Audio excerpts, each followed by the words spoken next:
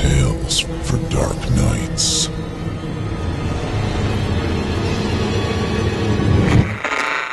Want to make sure you never miss a Chilling Tales for Dark Nights video again? Be sure to subscribe and hit that bell to turn on notifications.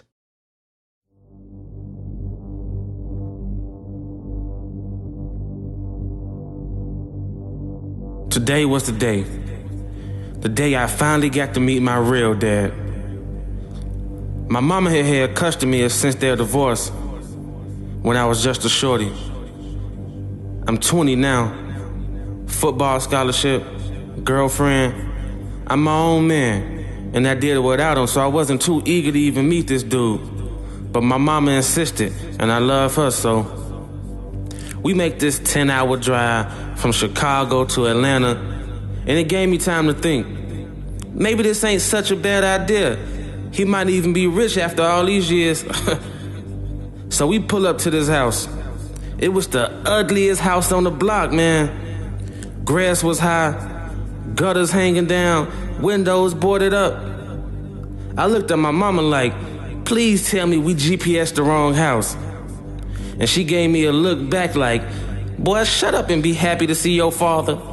Our eyes disconnected when we heard the front door open and my daddy came running out with a huge smile on his face. He ain't look nothing like I thought he would look like. He ain't even look like me. He was fat, ugly, yellow teeth, deep, dark eyes, and he was sweating. He hugged me and kissed me like he was crazy. He even hugged and kissed my mama. I guess he missed her too. He said, boy, look at y'all. Y'all look good and you smell good too. Come on in. The inside looked just like the outside, but worse. As we all talked and caught up, I couldn't stop thinking about how raggedy this place was. It was kind of clean, but everything was just old, like old. He ain't do nothing to keep himself up. After about 2 hours of catching up, he said, boy, y'all look good. Come on in the kitchen so I can cook up some dinner. I know my place ain't so warm, but I got one thing I keep good and nice and clean. Son, come look at this grill I got. So I followed him to the kitchen and stood in one corner, my daddy in the other corner.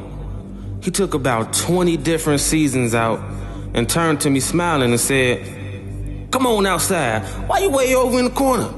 Grab them seasons and come on outside, boy. He a cool dude, man. He already hollering orders at me like a real dad or something. I'm glad we came to see him. They say it's nothing like a father and son bond. I was starting to like him, but we're gonna have to talk about remodeling. He had a huge smoker grill that he attached to his pickup truck. The pickup and the grill was the two nicest things I've seen at this house so far. Son, I ain't tell you, but I got a barbecue business. I want you to come up with me tomorrow, all right? I don't know, man. This supposed to be my little vacay, you feel me? I'll give you $20. So the next morning, we was up at the barbecue shack. We was actually having a good time, and we was making money. Son, I want to make up all those years to you. I'm sorry. I know I ain't got much, but I got this barbecue business, and I want to pass it on to you. I got these recipes that been in the family for years. I want to pass that down to you. I love you, son. I love you too, Dad. It's all right. The past is the past. At the end of the day, this lady came up and asked what we had left. My dad just stared at her like she was a whole snack. He walked over to her and said, I got some tips I was saving, but I cut your deal on them. She happily followed him to the back. Out of nowhere, I heard a quick scream and a bump sound. I went into the kitchen and saw my dad standing over her. Come on, son. Let's get in the truck.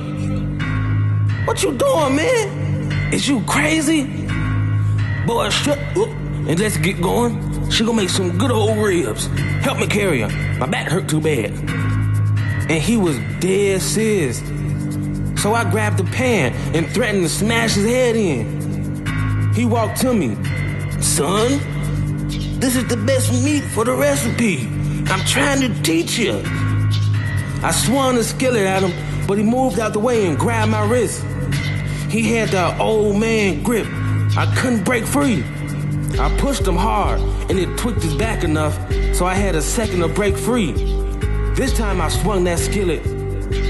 He covered up, but it wasn't enough, and it knocked him down. So I went and grabbed the girl, picked her up from the floor, took her to the front door. She fell down, and I could hear my dad on the way to get us. Come on, son, we got a party to get to. I told him I was bringing a young tenderoni. At least try the recipe before you knock it. I got outside and saw my mama. I ran over to her. She had a worried look on her face. I said, he crazy. We gotta get out of... She hit the girl over the head with a bat or something. Before I could react, my old man snuck up behind me and put a towel over my face, and I went limp. I woke up to the smell of barbecue at a party. People was walking around, enjoying themselves with bibs on and everything. They were all eating good. Stop eating this. It's the person y'all eating. Stop. I ran over to the grill and flipped it over. And there she was, right on the grill. Everybody at the party froze. Kids, dogs, cats, everything. Then they all busted out laughing. And my dad came up and said, y'all ready for a piece of the butt or what? It's just about ready. Chilling tales for dark